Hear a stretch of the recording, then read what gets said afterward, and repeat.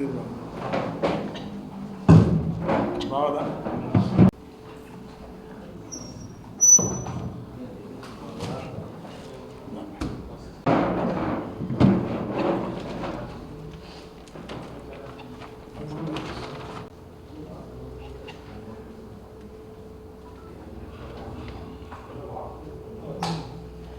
Vehicle చదువుకున్నా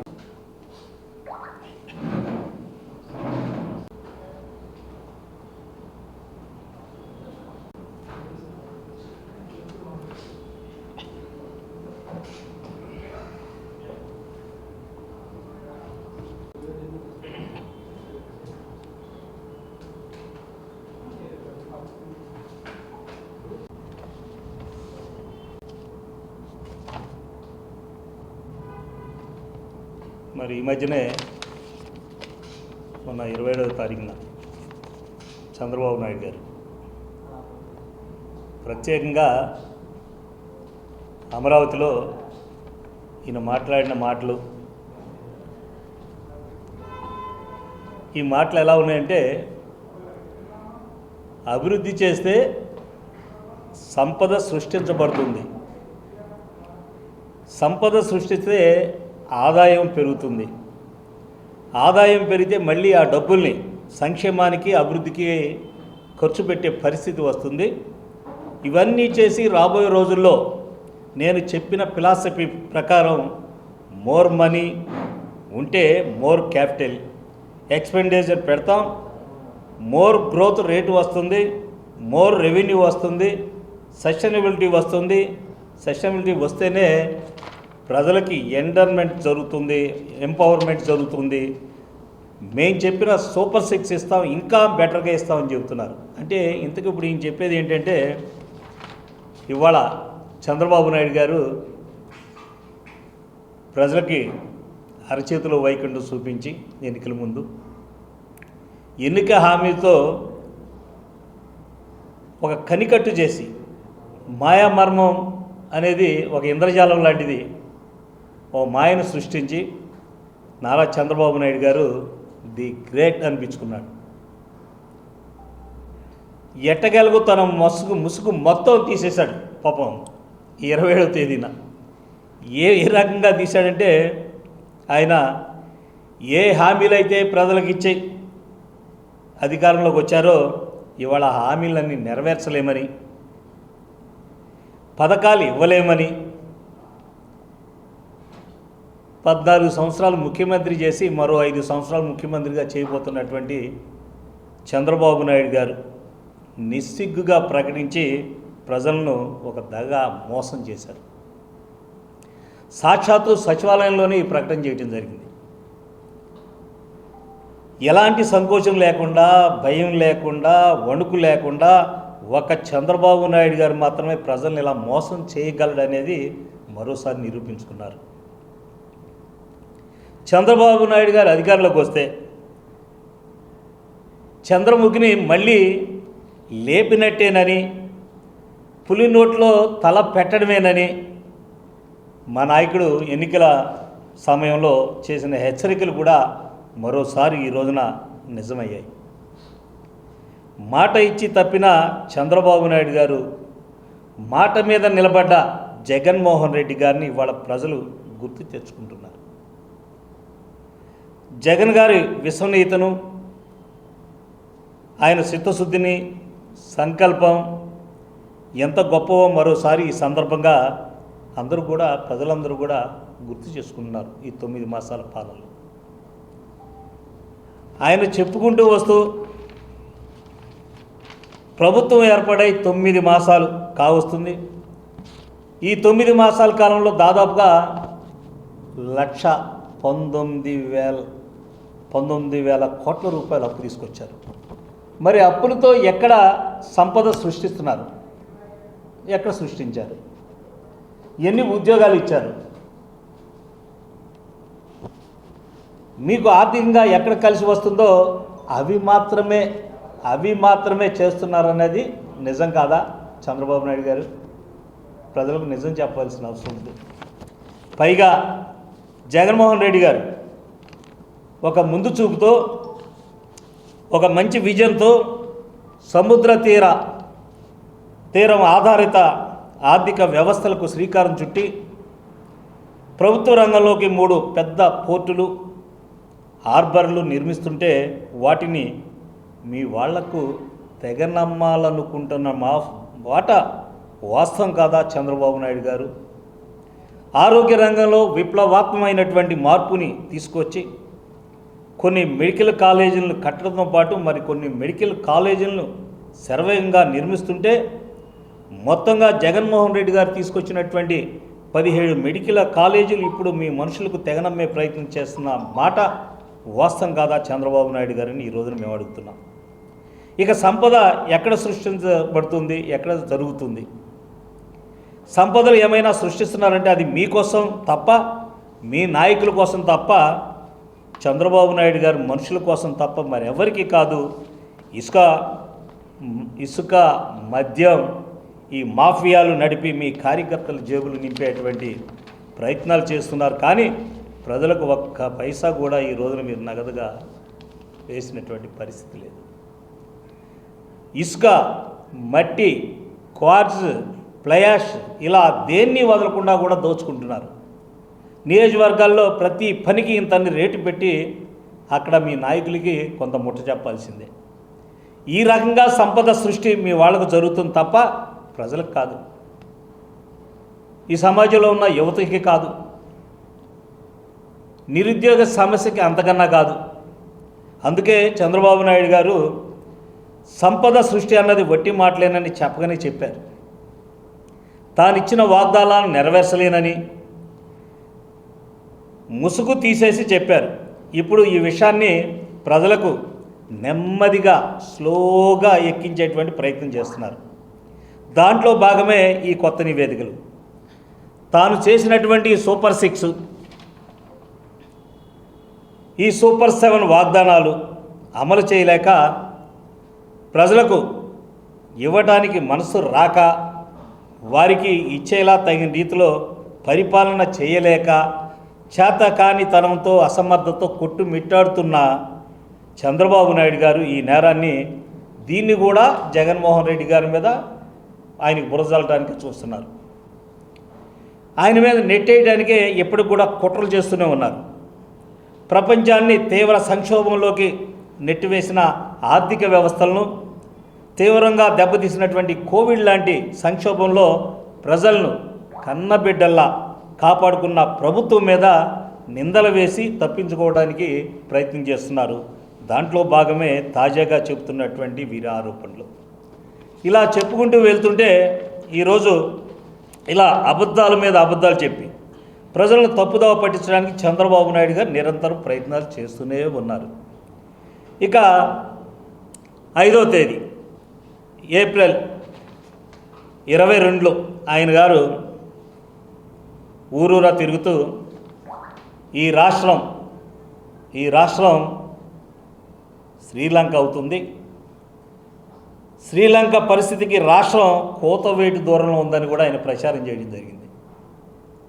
ఇవన్నీ కూడా ప్రజలను మభ్యపెట్టి భయాందోళనకు గురిచేసి లేనిది ఉన్నట్టుగా ఉన్నది లేనట్టుగా చేయటమే ఆయన దగ్గర ఉన్నటువంటి గొప్పతనం. ఇలా చేసుకుంటూ వెళ్తుంటే అదే దారిలో ఇక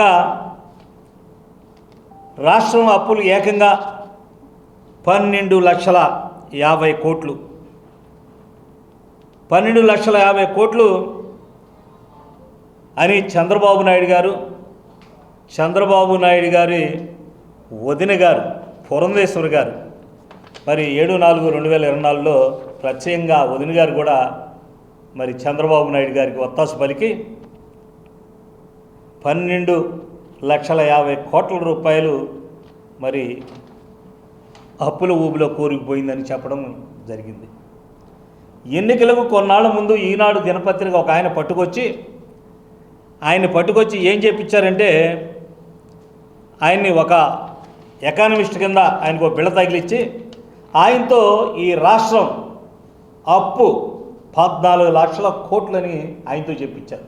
అంటే ప్రజలందరూ కూడా భయాందోళనకు గురయ్యేలాగా నిజంగానే శ్రీలంక కాబోతుందేమో ఈ రాష్ట్రం, జగన్మోహన్ రెడ్డి గారు నిజంగా చేస్తారేమనేది ప్రజలు నమ్మించేటువంటి ప్రయత్నంలో ఈయన గారిని ఒక ఆయన తీసుకొచ్చి ప్రవేశపెట్టారు.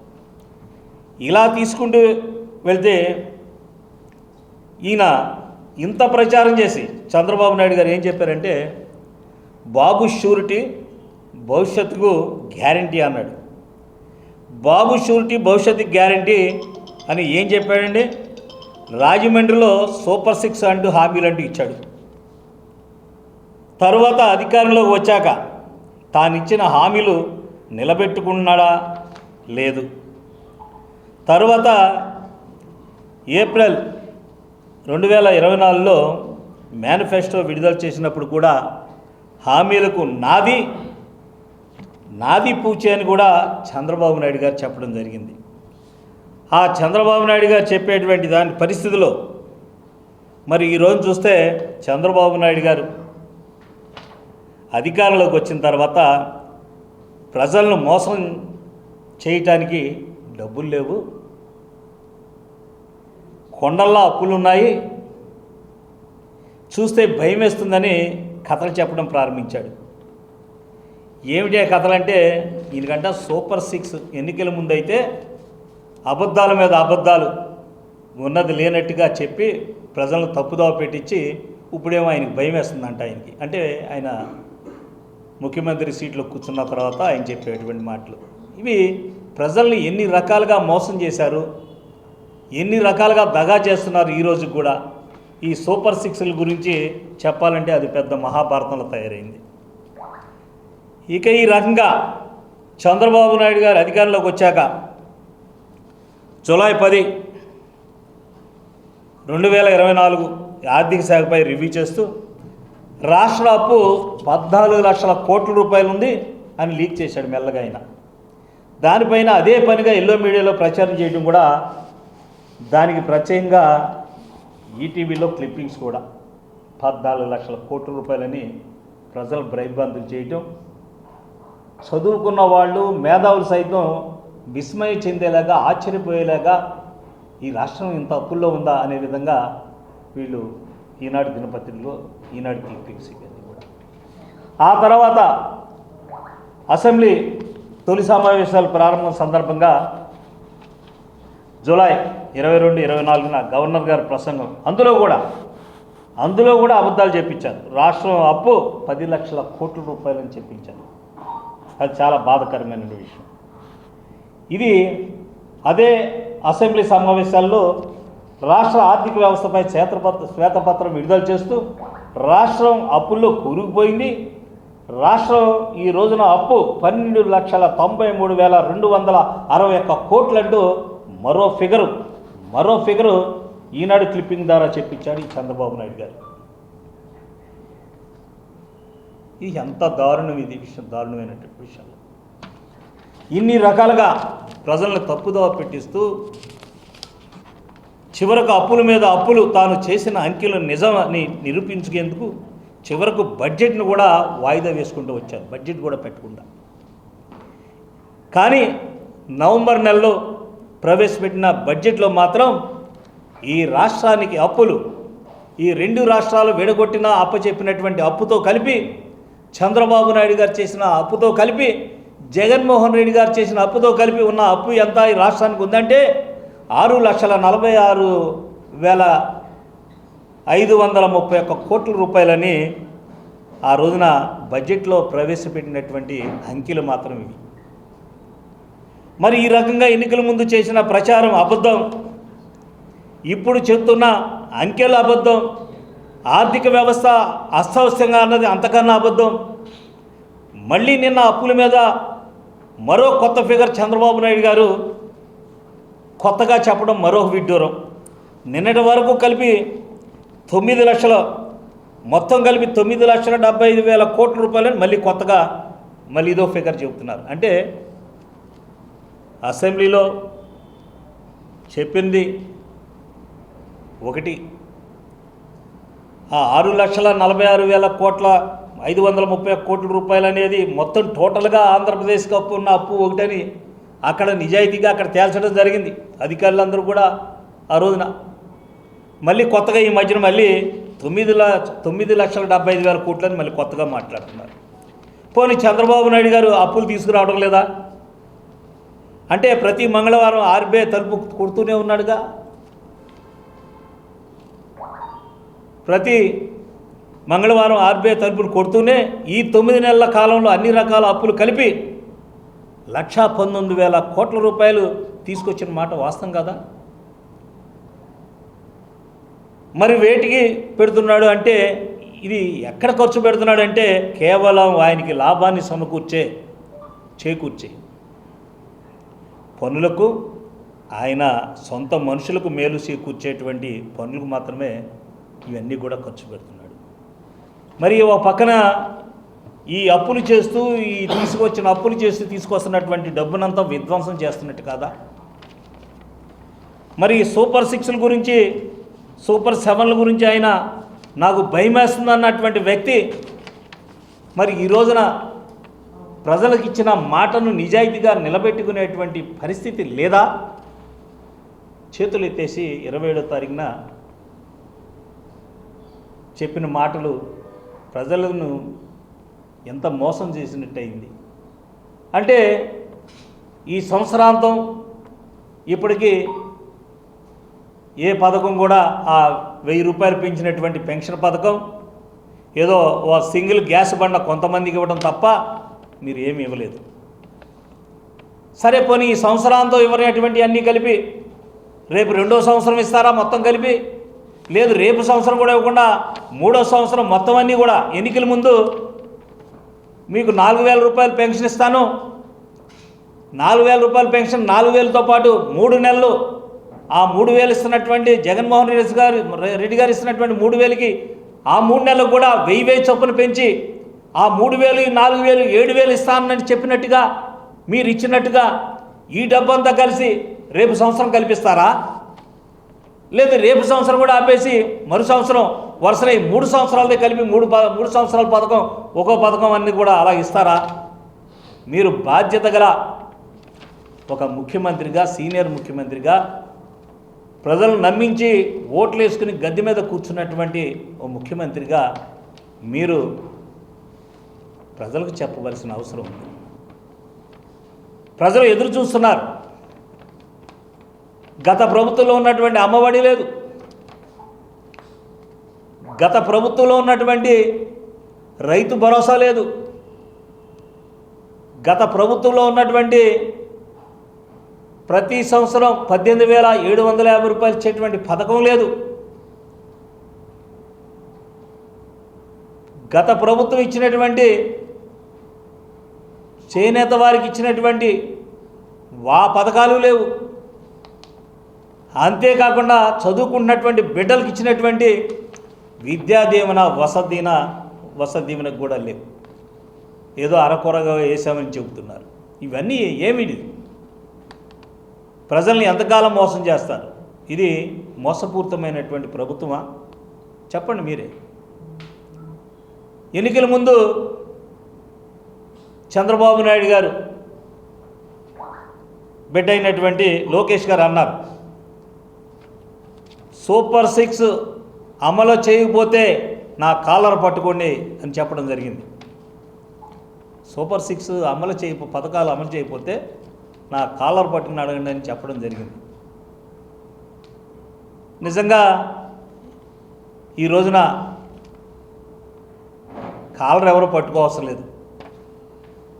ప్రభుత్వంలో ఉన్నటువంటి ప్రజాప్రతినిధులు బాధ్యత ఎరిగి ప్రజలకు ఇచ్చినటువంటి మాటను, ఏ హామీలు అయితే ఇచ్చామో హామీలు నిలబెట్టుకునేందుకు విశ్వసనీయత అనే దాన్ని నిలబెట్టుకుని ప్రజలకు న్యాయం చేయవలసిన అవసరం ఉందని మేము ఈ రోజున చెబుతున్నాం.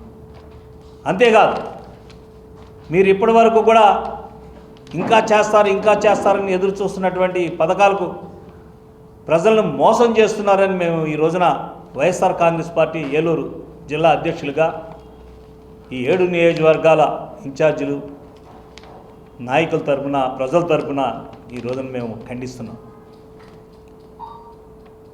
ప్రజలను మోసం చేసేటువంటి కార్యక్రమాలు మంచివి కాదు. ప్రజలు సంతోషంగా వారి దీవెనలు ఉండాలి, వాళ్ళ ఆశీస్సులు ఉండాలని కోరుకోవాలి. కానీ కేవలం పదవుల కోసమే, ఆ సీటు కోసమే లేనివన్నీ ఉన్నట్టుగా, ఉన్నవి లేనట్టుగా అబద్ధాలు చెప్పి సీట్లో కూర్చున్న తర్వాత మోసం చేసేటువంటి ప్రక్రియ ఇది ఏ రాజకీయ నాయకుడికి ఎవరికి మంచిది కాదు. ఈ ప్రజలు, ఈ కోట్లాది మంది ప్రజలు ఉసురు పోసుకోవద్దు. కోట్లాది మందిలో ఉన్నటువంటి కోట్ల ఆడబిడ్డలు ఉసురు పోసుకోవద్దు, వాళ్ళ ఆగ్రహానికి గురి కావద్దని ఈ రోజున వైఎస్ఆర్ కాంగ్రెస్ పార్టీ తరఫున ఈ రోజున ప్రత్యేకంగా ముఖ్యమంత్రి చంద్రబాబు నాయుడు గారిని మేము రిక్వెస్ట్ చేస్తూ వెంటనే అమలు చేయాలి. అమలు చేయటమే కాదు, ఇప్పుడు దాకా ఇవ్వనటువంటి పథకాలు ఎప్పుడు కల్పిస్తారు, ఎప్పుడు కల్పిస్తారని కూడా చెప్పవలసిన బాధ్యత మీకుందని మేము ఈరోజు డిమాండ్ చేస్తున్నాం. Thank you.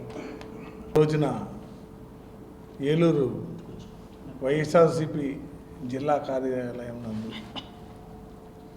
ఏలూరు ఇన్ఛార్జిగా నేను, జిల్లా అధ్యక్షులు దూలం నాగేశ్వరరావు, జిల్లా బీసీ అధ్యక్షులు నేల్స్ చిరంజీవి గారు, state committee secretary Dasa Ramesh గారు, state SCCL general secretary Nokapalli Sudhir Babu గారు, యూత్ అధ్యక్షులు గంటా ప్రదీప్ గారు కలిసి ఈ మీడియా సమావేశం నిర్వహించడం జరుగుతుంది.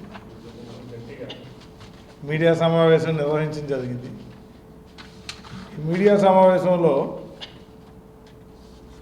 ఎలక్షన్కి ముందు ముఖ్యమంత్రి గారు చంద్రబాబు నాయుడు గారు హామీలు ఇచ్చారు.